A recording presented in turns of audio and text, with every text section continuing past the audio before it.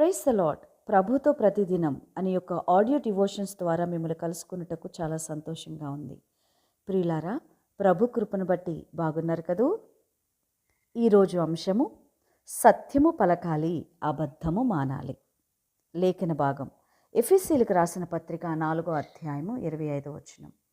మనము ఒకరికొకరము అవయవములై ఉన్నాము గనుక మీరు అబద్ధమాడుట మాని ప్రతివాడును తన పొరుగువానితో సత్యమే మాట్లాడవలెను. విశ్వాస జీవితంలో అతి బాధాకరమైన పరిస్థితి ఒకటి ఉంది. అదేంటో చెప్పనా? అబద్ధ సాక్ష్యం. చేయని వాటిని చేశామని, జరగని వాటిని జరిగాయని ప్రచారం జరిగిస్తున్నప్పుడు ఏమీ చేయలేని నిస్సహాయ స్థితిలో ఉండిపోతాం. అర్థం చేసుకునేవారు లేక, అర్థమయ్యేలా చెప్పలేక కృంగిపోయే పరిస్థితులు మనకి రోజు ఎదురవుతూనే ఉంటాయి. ఇక్కడ విచిత్రమైన పరిస్థితి ఏంటంటే, నిజమేమిటో అబద్ధం చెప్పేవాడికి తెలుసు, కానీ నిజం చెప్పరు. అబద్ధమేమిటో అనుభవించేవాడికి కూడా తెలుసు, కానీ అర్థమయ్యేలా అది అబద్ధమని చెప్పలేడు. ఇవన్నీ విశ్వాస జీవితంలో సర్వసాధారణమైన పరిస్థితులు. యేసుక్రీస్తు ప్రభువారు మరణమును జయించి సమాధిని బద్దలు కొట్టి లేచుట సైనికులందరూ ప్రత్యక్షంగా చూశారు. కానీ పరిసయ్యులు ఇచ్చిన ద్రవ్యాన్ని బట్టి వారందరూ అబద్ధ సాక్ష్యం చెప్పారు. ప్రస్తుత దినములు అబద్ధానికే జయగొడుతున్నాయి. అబద్ధం చెప్పడానికి ఆనందంగాను, వినడానికి తీపిగాను ఉంటుంది, కానీ అబద్ధికులకు పరలోక రాజ్యంలో స్థానమే లేదు.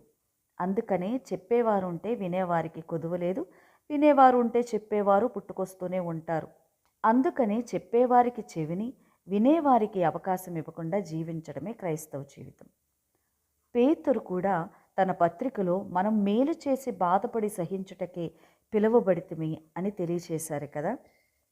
ఎఫెసీయులకు రాసిన పత్రిక 4వ అధ్యాయం 25వ వచనములో మీరు అబద్ధమాడుట మాని ప్రతివాడు తనకు పొరుగువానితో సత్యమే మాట్లాడవలెను అని చెప్పిన ప్రకారము, స్నేహితులారా, సత్యానికి, పవిత్రతకు, మంచితనానికి వ్యతిరేకమైన ప్రతిదాన్ని విశ్వాసులు తీసేసుకోవాలి. వాటికి అనుగుణమైన ప్రతిదాన్ని ఆచరణలో పెట్టడం ఆరంభించాలి. సత్యము అభివృద్ధిని కలుగచేస్తుంది, కానీ అసత్యము నాశనం చేస్తుంది. అబద్ధం అపోహలను ఆధారం చేసుకుంటే, సత్యం వాస్తవాలను ఆధారం చేస్తుంది. క్రైస్తవులు అబద్ధాలాడితే ఒకరితో ఒకరికి నెమ్మది ఉండదు. కాబట్టి సత్యస్వరూపి అయిన దేవునితో సమాధానము మనము కలిగి ఉండాలి అనంటే సత్యమే పలకాలి. విశ్వాసుల్లో ఉండే అబద్ధాలు, మోసం అంత క్రీస్తుకు, ఆయన సంఘానికి వ్యతిరేకమైన పాపము. కాబట్టి అబద్ధము మానాలి, సత్యము పలకాలి. దేవుడు ఈ రోజంతా మీకు తోడయుండి నడిపించునుగాక. ఆమేన్. Praise the lord.